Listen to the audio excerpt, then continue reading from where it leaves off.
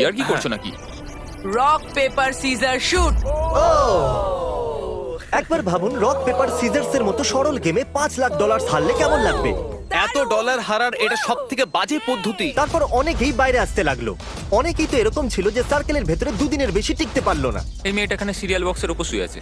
অদ্ভুত। এটা দ্বিতীয় দিনের রাত্রি, আর কাল সবাইকে বিরক্ত করার কথা ভেবেছে। এক সেকেন্ড,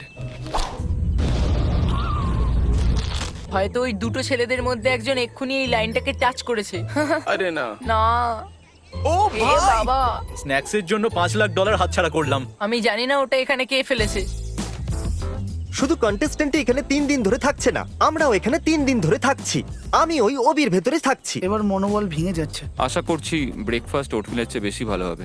এখন আমি খুব বোর হচ্ছি। আমার ওটমিল একদম পছন্দ নয়, এর স্বাদ খুব খারাপ। এখানে আমার খুব অসুবিধা হচ্ছে। সার্কেল আবার ছোট করা হবে, এটা একদমই ঠিক নয়। তৃতীয় দিন শুরু হয়ে গেছে, এই জন্য সার্কেল ছোট করতে হবে। ও দাঁড়া দাঁড়া দাঁড়াও, সত্যি এতটা ছোট? না দাঁড়াও, এটা আমাকে দাও। এই কাজটা চ্যান্ডেলারের উপযুক্ত নয়। চ্যান্ডেলার অনেকটাই লম্বা লাইন টেনেছে। চলো এবার এটাকে পেন্ট করা যাক। এই দেখুন, সার্কেল পুরো পেন্ট হয়ে গেছে। আর যেরকমটা আপনারা দেখছেন যে সার্কেল অনেকটাই ছোট হয়ে গেছে। আর যখন আমরা পেন্ট করছিলাম এই চ্যালেঞ্জের জন্য, আমরা এটা বুঝতে পারলাম যে আমরা যদি লোকেদের আলাদা আলাদা জিনিস দিই তাহলে ওরা লাইনটাকে টাচ করে নেবে। এই জন্য আমরা এখানে ফুটবল গোল লাগিয়েছি, যাতে আরো লোক বাইরে আসতে পারে। মনে হয় না আমি লাইন ক্রস করেছি, এবার দেখতে হবে। তুমি লাইনটাকে টাচ করেছিলে। ফুটবল কাজটা করে দিল। এটা চতুর্থ দিনের শুরু, তাই আমরা সার্কেলটাকে আরো ছোট করতে চলেছি। তোমার উপরে আমি ভরসা করছি।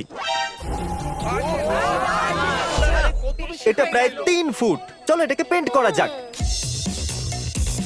আর এটা হয়ে গেল। সার্কেলটাকে পেন্ট করতে মাত্র 2 সেকেন্ড লাগলো। এটা মিথ্যে যেন কথা। মনে হচ্ছে ম্যাজিক। মিথ্যে বলো না। কেউ বাইরে এসেছে কয়েক ঘন্টা হয়ে গেল। কার্ল, আমি জানি আমার কি করা উচিত। আমি এখন তোমাদের একটা দারুণ মিউজিক শোনাবো।